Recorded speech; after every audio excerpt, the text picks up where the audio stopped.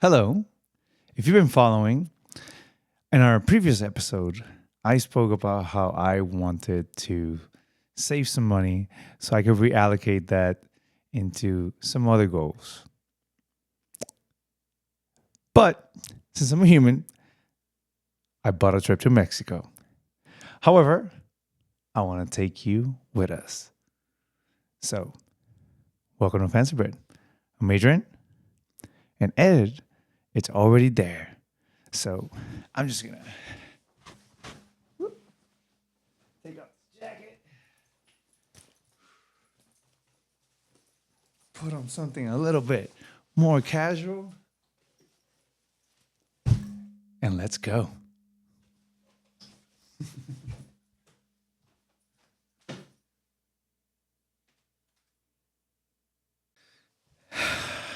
So Mexico, huh? You know what Mexico taught me? You know what Mexico reaffirmed for me? That all that matters is whether what's on the plate or in front of you is good or not. Now, that may not be what matters to someone else, but it's all that matters to me. If the food's good, nothing else matters.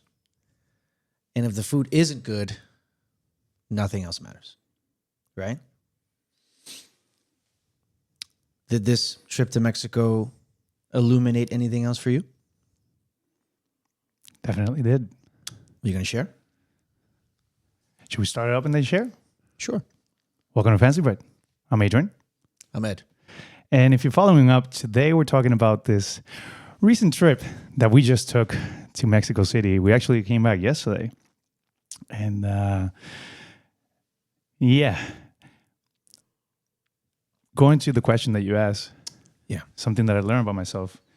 Yes, I thought I also was all food. Mm-hmm. And I realized how who you're with matters, mm-hmm. where you are matters, and certain vibes definitely influence how one can have a great time. So I see your point. Yeah. And then I see how we differ, obviously. Okay. Because I guess to me, I thought that only that was important. And I was like, wow, change that mindset for sure. The purpose of this trip was to go to two major restaurants, two that we dined before. And we were very excited to. Yeah. You want to jump in? I would say we were looking forward to one more than the other. But definitely the other one was also very exciting. So there's a restaurant in Mexico City called Pujol, mm-hmm. Which a lot of people know. It's been open for a long time. They've been doing really good food for a long time. And on this recent trip to Mexico City, we went. I wanted to add, if I may, that it's also on the top 100 restaurants in the world by San Pellegrino. It has been for a long time. Yeah, so it's a high-rated restaurant. And they just got awarded 2 stars by the Michelin Guide. Wow. Yeah, so I mean, it's a phenomenal restaurant. It's a restaurant that opened up. The chef's name is Enrique Olvera, and he basically started out. He went to the Culinary Institute of America. He went to CIA, and he was like this whiz student.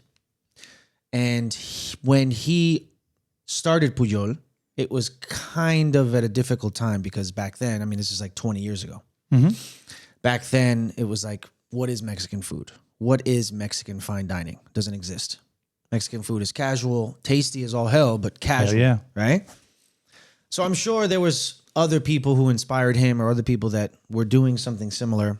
But unfortunately, one of the most popular versions of bringing Mexican food into the fine dining scene was this restaurant Pujol.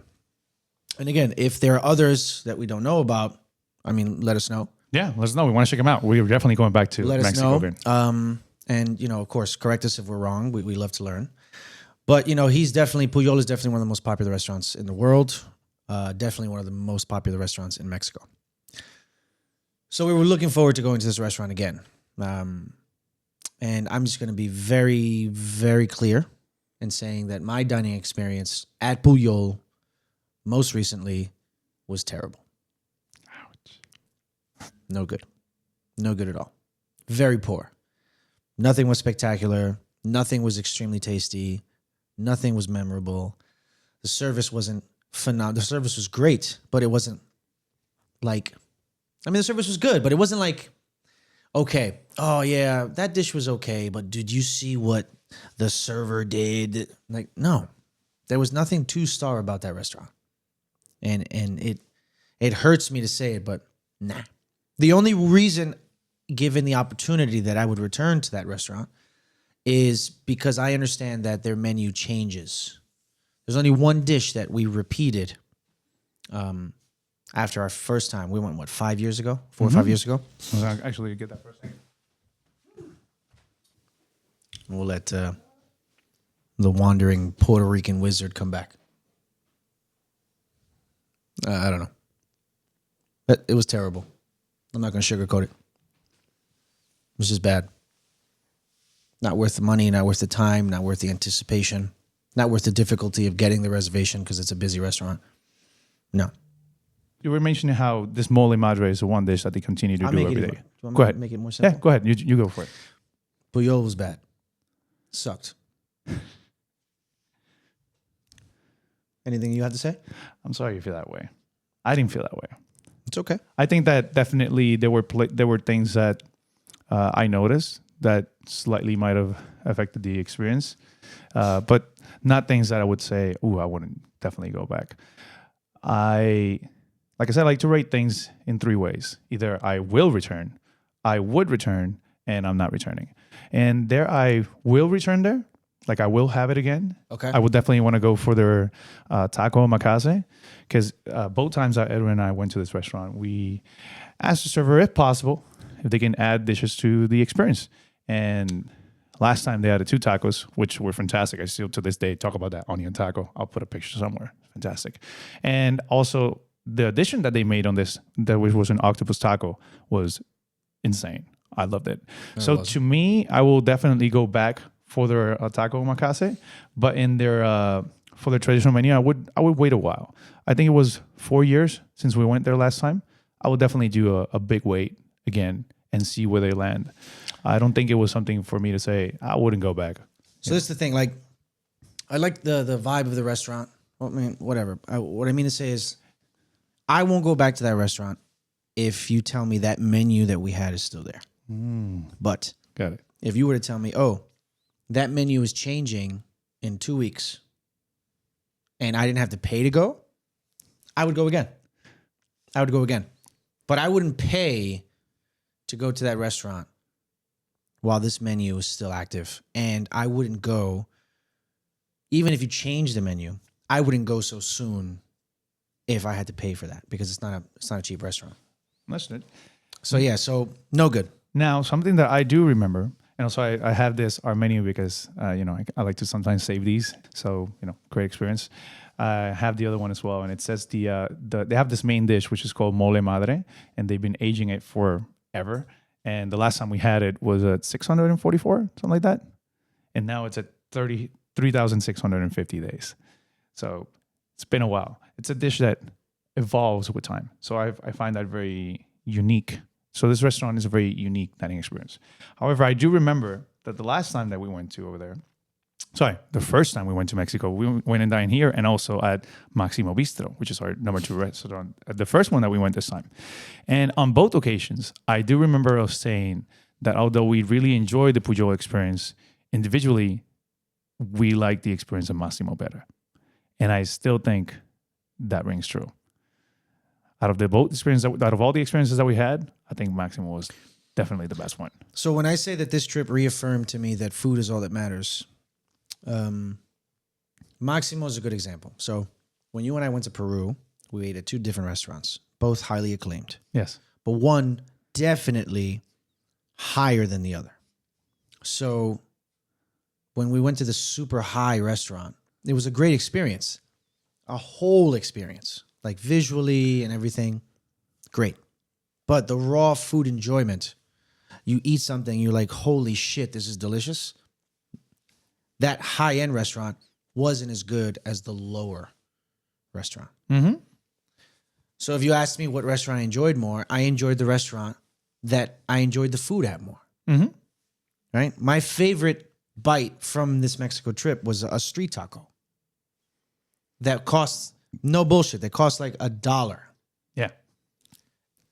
And there's no way to sugarcoat that. There's no way to sugarcoat that, right? That taco that cost me $1 was probably had some like weird contamination in it, or somebody touched it with their hands, or I don't give a shit. It was phenomenal. Yeah. And that team at Puyolis had decades in that kitchen with experience, fine-tuning things, tweezers, but it's all bullshit. None of it matters. Why? Because it wasn't that good. It wasn't that good. I don't care what you say. It was not that good. Was Puyol in Mexico City recently better than that taco we ate? To me, it was. To you, it was. Yeah. Well, it goes to show you how fundamentally different this gentleman and I are. Yeah, and that's fine. You know, Like- I enjoy the taco. It was delicious, like always. However, it wasn't as to me, it wasn't as meaningful as some of the dishes that I had Meaningful. Okay. in the other place, and or I respect that. spectacular, different. I respect that. You know, it was there's different things. It's there's meals that are simple, and we've spoken about that. How making something simple can be so much more difficult, and that taco that you had is simplicity at its finest.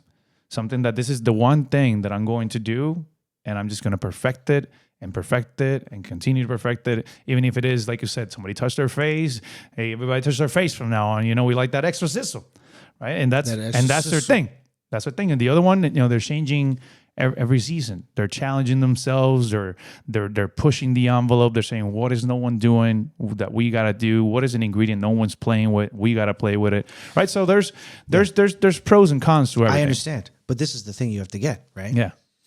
In order, I respect people to channel JFK, right? I respect people that do things not because they're easy, they do them because they're hard. Mm-hmm. I respect the culinary adventure, the culinary fucking trudge through Dante's Inferno that you need to do to run a Michelin restaurant, to put things on a plate, all of the thought that's put into those things.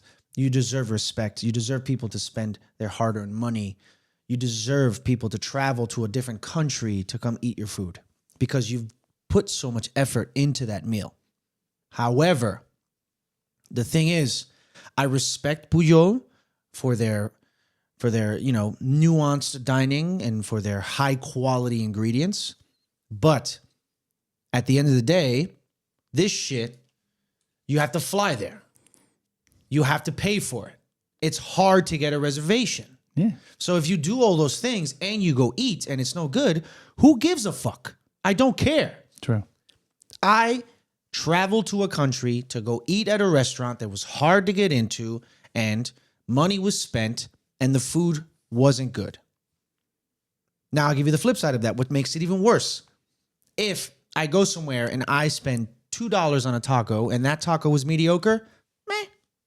No biggie. That's true. Now, I understand, right? No risk, no reward. True. But Puyol took a risk and there was no reward, right? $2 street taco, they take a little risk. You know who takes a risk eating a $2 street taco? Your fucking guts, your stomach, I was okay? gonna say you. You right? You know who suffers if you don't do well on that $2 street taco? Your toilet suffers. But that's it, right? You drink some electrolytes. 2-3 days max, it's out of your system. Done. Right? But for the average person flying to a country, getting a reservation, paying for the meal, it takes a lot longer than a couple of days to recover from that.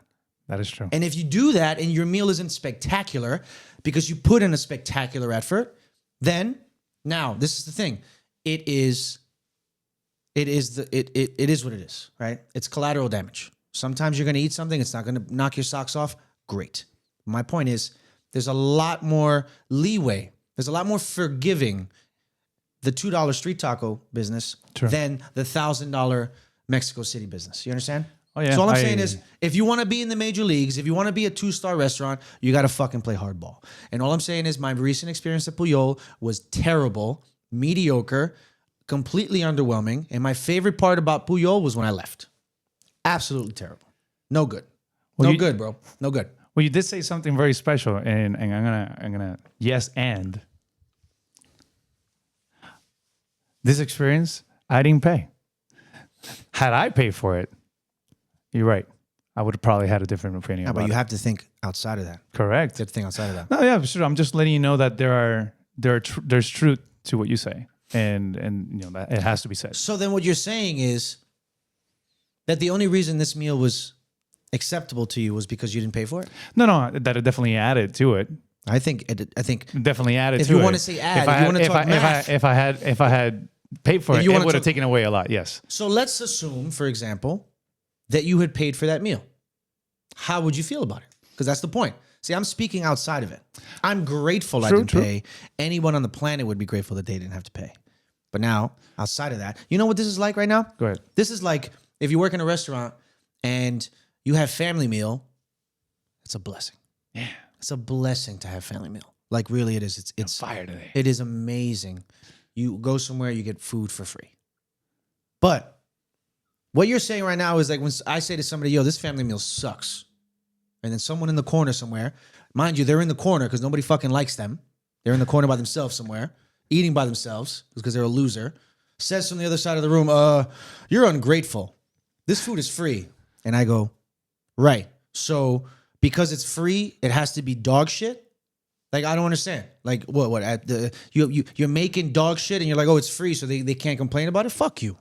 The food, if I'm ingesting something, it doesn't. Now, mind you, where that comes into play is it's free. It doesn't have to be crazy. It doesn't have to be phenomenal. It doesn't have to be spectacular. But it has to be edible. It has to be well-seasoned. It has to be nutritious and healthy. Did you felt that was? Do you felt it wasn't eatable or? No.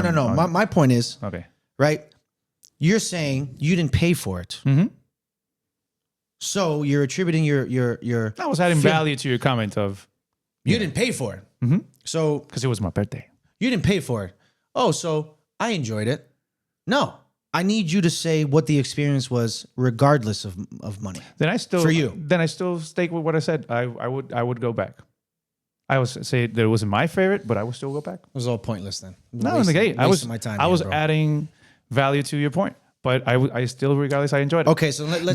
There wasn't one thing over there that I ate that I was like, man, this was terrible. I will never come back. I never felt that. No, way. I didn't say anything was terrible or anything was like subpar for me. I would still go back. I wouldn't be running back. Right. Yeah. Right. Like maybe in 4 years I'll go again. Right. That restaurant was. But it's not like I will be going there all the time because not all restaurants are meant for you to go there every time. Sometimes you do.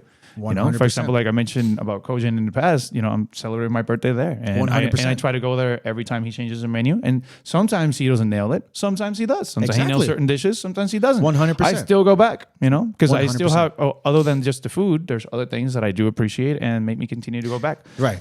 Now, but hold on. It's like if you go to a very, very nice restaurant, like if you go to a 3-star restaurant in the United States, anywhere. Yeah. You can have that meal and you can say to yourself, I don't have to come back here again because this meal was a complete experience. True. Experience, the colors, the sounds, things that you don't think about when you go to a restaurant that the people who own the restaurant, create the restaurant, design the restaurant, think of for you. And you don't feel those things until you don't have them. It's like salt. Yeah. Salt in desserts. People don't know this. Yeah. Right? If there's salt in a dessert and it's balanced, you won't know. But if you have a dessert that doesn't have any salt or an imbalance of salt, then you notice, right? So if you go to a restaurant and it's been fine-tuned for you, you don't notice. You just have this sort of like intangible feeling where you're like, I like it here. And you have no idea all the work that was put in for that to happen. Now I'm speaking objectively because again, me, the food's no good, I don't give a shit. But I'm saying objectively with my experience with restaurants, when you walk into a place that's well crafted and well created and ergonomic for your dining experience, you're like, wow, I love this shit and I don't know why. Like, what? All right, Puyol, the light that was on top of the table. How do you feel about the light? Lighting to me is very important in a restaurant. It was way too bright. Yeah, it was way too bright. Now, again, I noticed that because they said it, but I was just like, listen, let's eat some good food. I don't care. I don't care that my eyeballs are burning right now because this light is like 3,800 lumen or whatever the fuck the light terms are. I was like, let's get some food going. Let's get busy. All right. So I digress. You go to a restaurant, it's phenomenal. You say to yourself, I don't have to come back here. Why? Because I'm fulfilled. Because I have closure. Yeah. I don't have to come back here because this restaurant did everything that it had to do. However, if somebody were to say to you 2 years down the road, oh, I'm going back to this restaurant. I bought an extra seat and my person can't come. Yo, you want to come with me? What are you going to say? No? Nah, I'm good. No, you're going to say, yeah, fuck yeah, let's go. Yeah. If somebody were to say that to me for Puyol, I'd be like, nah, you know what? I'm good. Wow. I'm good. Go. Tell me how it is. I trust your feedback. Maybe I'll go back in the future. Wow. Should I get the chance? Yeah. You know what? I respect that. That's my point. Like, it's a whole experience. Yeah. But for me, the fundamentals weren't there. They focus on their wine list and all this soigné shit, but it's like, yo, the meat That and does tend to potatoes, happen with certain restaurants that the try to meat be and high potatoes caliber. aren't there. I don't get it. I don't get why so much shit falls through the crack. It's like they had all these meetings and millions of dollars got put together, and it's not even a big restaurant. That's true. I want to real quick outta here. bring it into something that does happen in high-end restaurants. Is that, my opinion, I think that they tend to overdo it when it comes to certain things. For example, in service, I don't need my server to come to the table and say, whoa, because this glass is chiseled by X company and X, Y, and Z, and their company policy or their mission is to make sure that it's integrated. And I don't need to know that. I don't need to know that when it comes to my food. And there are certain restaurants are, the higher, that they're trying to do certain things to quantify the fact that you're paying so much for something. When I used to work at the highest end restaurant that I worked on, 2 Michelin star restaurant currently, they said to me the following: 3 things when you spiel the dish. And they were like, don't add any adjectives, don't add anything to it.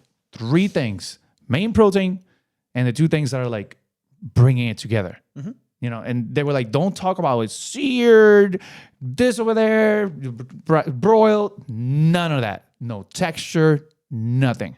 There was just simplicity. And honestly, I respect that. Other restaurants that don't do that, it feels like, did I came here to be educated or did I came here to eat and have something wonderful? If I want to ask afterwards, I'll be like, excuse me, what was that sauce? Then we were like able to say, oh, that sauce, we were doing it like this. It's been done like 3 days. We sous vide, we dry age, all that stuff, right? It's after someone asks you. Yeah. Not let me just vomit all this stuff to you and hope that you experience it. It's too much. Especially, and this hurts because I don't have the best English. It's not gonna hurt. But the reality is that if you also don't master the language in which you're trying to convey this beautiful emotions to guests, then that's also going to kind of hurt, because if you're going to come to the table, and I get it that Spanish is your main language, but if you're going to try to and butcher the English, it's funny you say that kind of hurts the experience a little bit, because it's like you go to a show and so, instead of someone saying welcome to FancyBread, someone's like, welcome to FancyBread. No, so it's gotta come from the heart. So it's like a show. And I do recognize how some restaurants really push in that envelope. And I think that less is more. That's my view of that. And I think that definitely displays in terms of service and other things, it try to add so much that in the way it lost from what it was meant to be. Just simple, delicious, incredible food. I think they get lost in that Let's close that up real quick because I want to switch into something positive. We've been talking negative about this beautiful restaurant for such a while, and I would like to talk about some positive things. I think it's a cornerstone. I think it's a beacon in the city. It's a beacon for its culinary genre. I think the silver lining is that I would chalk up this experience to a bad menu. If that wasn't clear. This menu changes, it rotates. I would chalk it up to a bad menu. This menu was no good. That's the way I think of it. I respect that. Right? Too long, didn't read. Puyol sucked. this time. Is that better? I like that. Puyol sucked this time. It didn't suck the first time. And given the right circumstances, I hope, hypothetically, it doesn't suck next time. But it definitely fucking sucked this time. Go ahead. Switch it up. Thank you for sharing, sir. Yeah, man. And you, let us know in the comments below. Have you been to Pujol? Did you like it? Did you not like it? Is he talking shit? Is he just being an asshole? He's not an asshole. He's just being an asshole. Okay? Now let's talk positive, shall we? Out of this trip, I'm positive that Puyol sucked this time. because I wanted to talk about Massimo, but I'm gonna close this one and maybe another time. Okay. I wanted to ask, what were just some of the ones that popped to your mind, other than that beautiful taco? What were the bites that really made your trip? I told you this. That taco was one. Was there another bite that you would like to share and describe? Or it was the ribeye taco. Or can you explain a little bit of how that taco is? You know, can you paint an image of how it look, how it tastes, how is it cooked? Everyone knows that a real taco comes on a corn tortilla. And if you've ever eaten a real corn tortilla on the street or real taco with corn tortillas, you always know you get two. You get double tortillas. You get a double tortilla. And after that, I don't know what kind of sauce they put on there, but they put on some nice sauce. Then it was very simple. It was just battered fried shrimp, right? And then they hand you the taco, and they have a little concession stand where you dress your taco any way you want. I put on some pickled red onions. I put on salsa. I put on a little coleslaw. God forgive me. And then I put on some lime. And I drank it with a cold Tecate. Nice. I'd rather do that 100 times. Like, you know, if I had known, I would have done that 100 times, and still it would have been way cheaper than Puyol. I was just gonna say still. Way cheaper. So you let us know. Was there any other bite that blew your mind? Was there anything that you tried that was new that blew your mind? New. Yeah. Yes and no. So right across the street from where we got this shrimp taco, there's another taco spot, right? So at this taco spot, from my experience, what you do is you order your taco, but you order with a little cheese, and they don't just put cheese in it. They make like a crust of cheese, right? Fancy people will call it like a frico, right? So they give you the tortilla, they make a frico, right? But it's slightly malleable. They put it on top of the tortilla, then they put whatever you choose, your meat, your whatever protein in there. So when you bend it, you have a little layer of cheese. So it's been a while since I've been there. So I walk in, I'm like, yo, listen, give me this with a costra de queso, right? The guy goes, fine. What I get takes a lot longer than I thought it was going to come. I was like, whatever, it's fine. It arrives in front of me. There is no tortilla. The tortilla is the cheese, right? You picking this up? So it was just a shell of Cheese. crusted, gooey cheese with meat and onions and shit in the middle. Wow. Yeah, I got nothing else to say. You got something? That was fantastic. Yeah? Wow. Well, I went a little bit on the nuance side because I tried something that No fucking something way. I never tried before. And based on what it says escamoles with comté and caviar. Oh, you've had escamole before. And it's like a larva, right? It's not like a larva. It is. It is a larva. So it's tiny little larvae.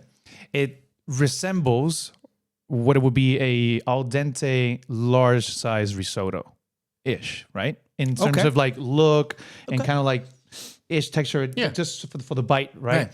Then obviously that was cooked similar-ish to risotto, perhaps in a bit of a comté sauce, which comté is a cheese.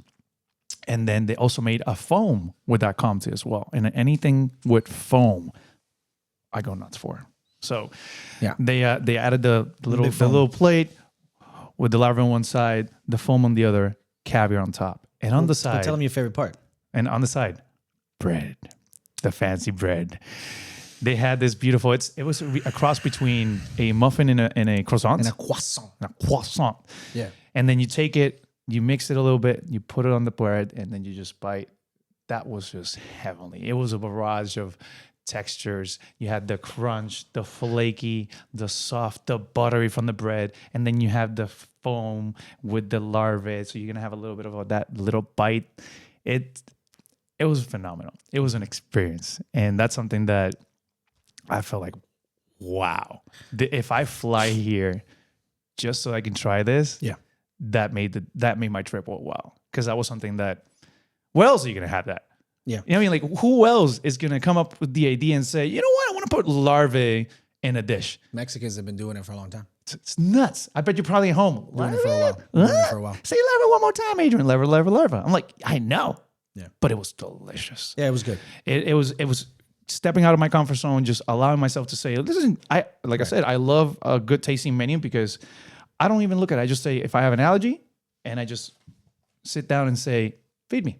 That's it. I don't want to know what it is. Mm-hmm. I don't want to know what it is after I'm done with it. It's like a good song. Mm-hmm. When you hear a good song, it just flies by, and you're like, that's how you know it's good. Just enjoyed it. You were entertained by it. Sometimes some things are so good that you ask your server, excuse me, but what was that? And that's what I want to know. Other than that, I just want to have a good time. Okay? Yeah, so this is going to sound weird to a lot of people, but one of the best bites I had was a burger. One of the best bites I had in Mexico City, most recently, was a burger. Now, every once in a while, Adrian and I will go somewhere and eat a lot of food in a tasting menu. And Adrian will say, Adrian will want to add food to the tasting. Well, now I want to add food to the tasting menu. Right? A tasting menu could have 8 courses on it. And Adrian will say, is there anything on this menu that perhaps we can add? Can we like squeeze in another course? And it's often not a problem. So we squeezed in a burger to our tasting. Fuck you. What's up, dude? Not the way I would tell that story, but carry on, sir. We squeezed a burger into a tasting, and it was one of the best decisions we ever made. I mean, this is one of the best burgers I've ever had. And it's bizarre because, you think burgers, you think like smash burger, and which I love. Or as long as it's between 2 buns, who gives a fuck? It's good. But that was one of my best bites too. Really, really good. Very surprisingly good. That burger would be good anywhere, but the fact that it was in Mexico, You know what's the funny part of that? Mm. I'm not having that burger again. I would. And that's totally fine. I would. I'm not saying what you just said, it's invalid because that's the way I feel. No. I don't like that tone right there. No, of course. I'm just letting you know that Like it's your interesting that sometimes you like something and tone. someone else doesn't. I didn't like your tone right I there. think that, first off, you added that burger because you were like, oh my God, look at that burger. We got to have it. Can we add it? Let's just add it. And I was like, we have plenty of dishes, You sir. really want to get into this? You really want to get into the chicken? Point being is, What about the chicken? The chicken wing. You want to get into that? oh no, but had they had a chicken wing, we would have gone for the chicken. But they offer a chicken dish, and I said, no. However, the point to bring is that sometimes you might like something, I might not like it, he might be okay with it, and that's also okay. In the end, what matters is what you enjoy and what you're willing to pay for it. There's only but so much eating you can do in a day. Yeah. Right? So if you go to Mexico City and you want to enjoy food, you really have to make a decision. You have to say, all right, I'm going to be here for 4 days. How many restaurants am I going to eat at? How much street food am I going to eat? Yeah. You really have to make up your mind, because this last trip showed me that it's hard to do both. It's like eating all day is harder than it seems. Oh, yeah. It's harder than it seems. I mean, this sounds incredibly bratty, but it's true. Like, man. Thank God we get to say that. Like, dude, if you eat 7 tacos by 3 p.m., how are you supposed to have a full dinner at 7? A full tasting menu at 7. I don't care who you are. I don't know how competitive eaters do it, but no, you can't. You can't do it. And you want to go there and eat 7 tacos from 3 different places. You want to do that because it's amazing, but you have to be very strategic about how you eat. Now, I want to bring it into service. Let's talk about Mexican service. Bend over backwards. It's amazing. Think so? Yeah, it is for the most part. They're very hospitable, but it comes from a dark place. Yeah? Yeah. Go It comes for from a it. slightly dark place. It's like, You want it comes from a slightly dark place. It's like because servers, like what you and I do, to... it's not the same thing in other places. No. Like I'll give you like Brazil, for example. Go for it. I know this for, not personally, but for a fact, people I trust who have that heritage have been like, listen, because I've had it like Brazilians will come in to eat and they'll act all high and mighty. And then they were like, listen, you have to understand there's a cultural difference there. It's like in Brazil, people go out to eat, they don't see serve staff like people who are just doing a job and who also just might be capable of other things and just, human beings. No, they're like, these people are beneath us. So in Mexico, there's definitely like a cultural financial divide. There is like very wealthy people, but there's a lot of people who aren't so well off. And a lot of those people, from what I've seen, tend to be treated a certain way. And I can see that because a lot of affluent Mexicans come to eat at places we go to eat or places we've worked, and they have a little stink about them. I'm not afraid to say it. And it's okay, man. It's fine. So from that comes a serving culture where it's like, as soon as a fucking guest sneezes, you gotta bolt to the table, right? Everything is bent over backwards. And it's kind of sweet in a way because, man, the service is amazing. People are so kind and so sweet. It's really, really sweet, man. I sense, my instinct tells me it comes from a slightly dark place, from that place. I mean, not all of it, right? People could just be... That's how you feel about it. People could just be warm-blooded, affectionate, lovely people. And that's where it comes from. It comes from a genuine sense of hospitality, which I think that's the majority of where it comes from. There's a lot of tourists in the city, so they really appeal to the tourist vibe. But it's a little mix of everything. I mean, in general, though, it's incredibly sweet, incredibly efficient service. It's like when they say, like, if you work somewhere and you're like, damn, we really need some like bussers here. You think to yourself, man, we had like 3 little fucking Nicaraguenses in here. We'd fucking, right? You need 8 bussers on the floor? Nah. If you had 4 little Estebans, I know what I'm talking about. Why do people act like they don't know what I'm talking about? It's true. It's You true. know what the It fuck needs I'm to be talking said. about? It needs to be said. Bro, if you had... He's not an asshole. If you had a Victor, a Manuel, a Leo, shout out, right?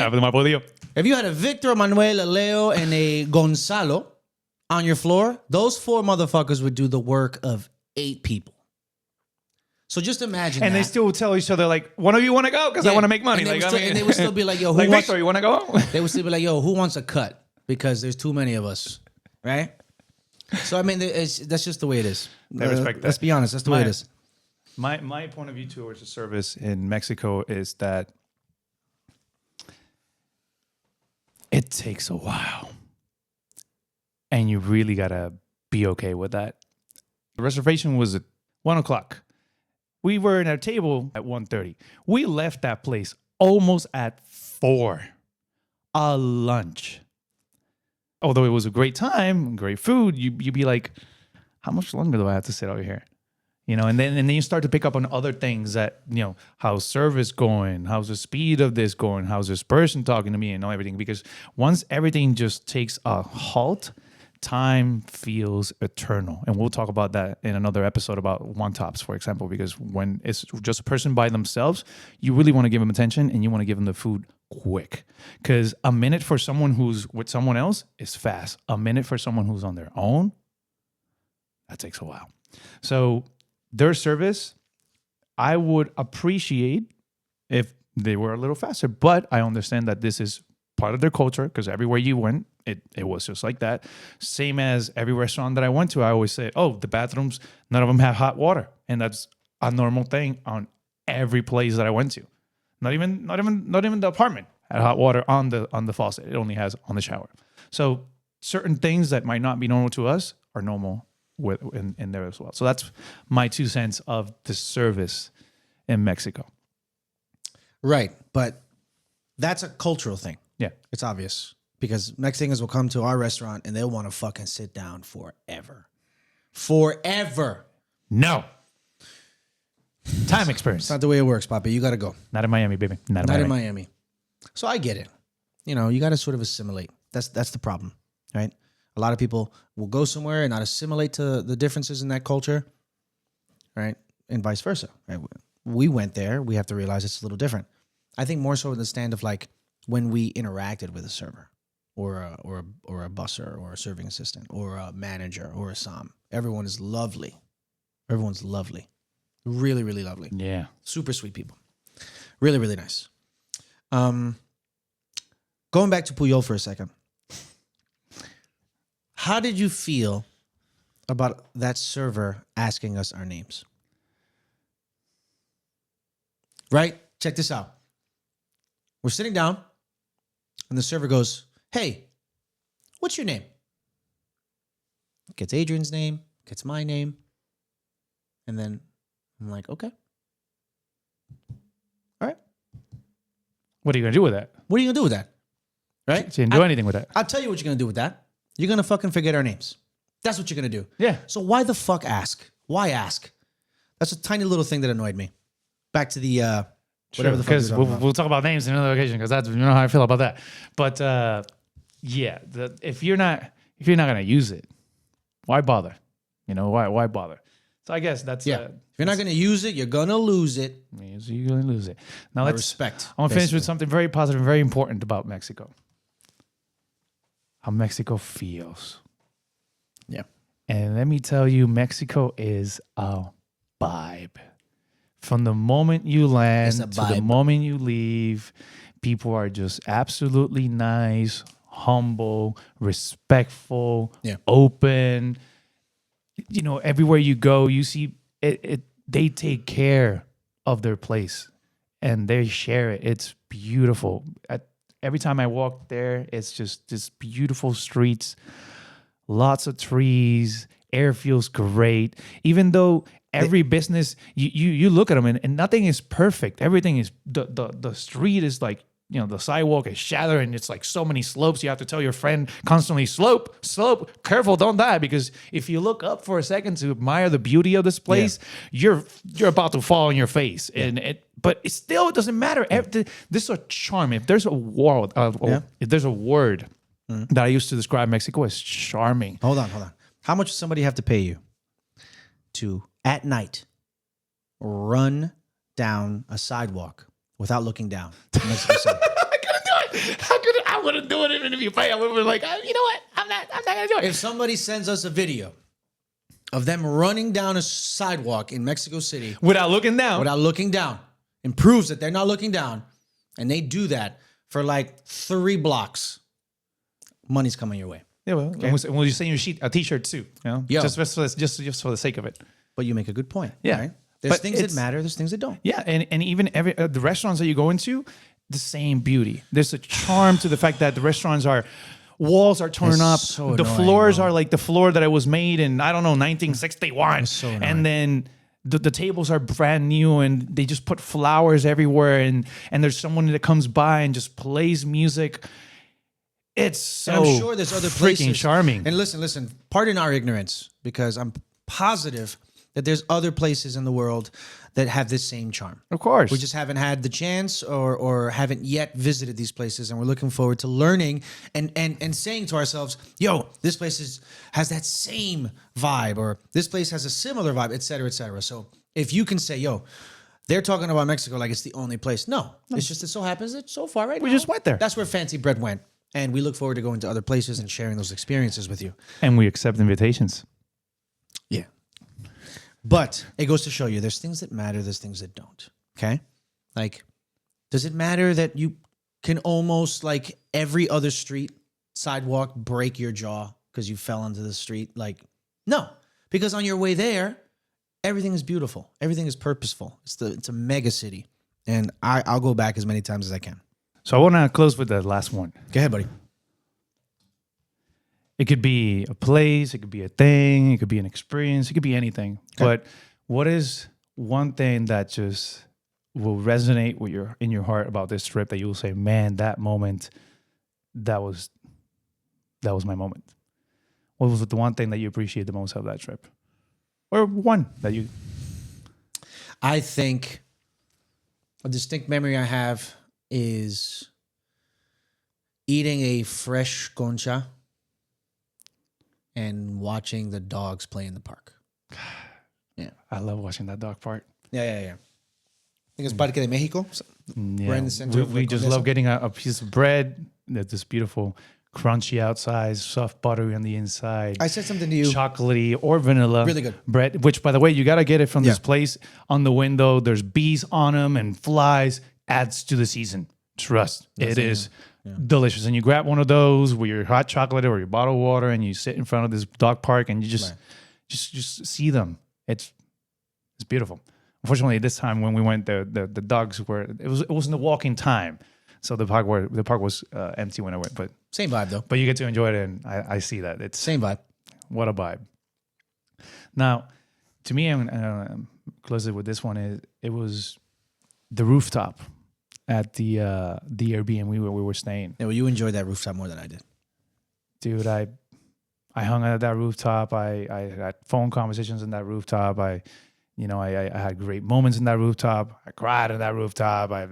We connected on that rooftop. We recorded some deep conversations. I would lay down there and just look at the moon, and wow, I really had some. The last night, I slept there. I slept there like for an hour and a half, and then I went down and slept for an hour and a half. I heard you moving furniture up there. Yeah. I'm not the best neighbor. Don't be my neighbor. But I had a wonderful time, and it was one of those moments where I told myself, it's likely that you will never be here again. So make sure you enjoy this moment. I told myself that, and I said, you know what? I'm going to make this perfect. I moved some seats. I got the right pillows and, the right party favors and everything. And I truly, truly enjoy that moment, that place. And it goes to show you how the one thing that can make your trip could be a dish, could be a place, could be a person, could be anything. Yeah. And if you take the time to focus your thoughts and your energy into that positive part, that positive aspect of that trip, doesn't matter how much money you spent, it was worth it for me. Thank you for listening. Take care, everybody. Don't forget to like, share, subscribe.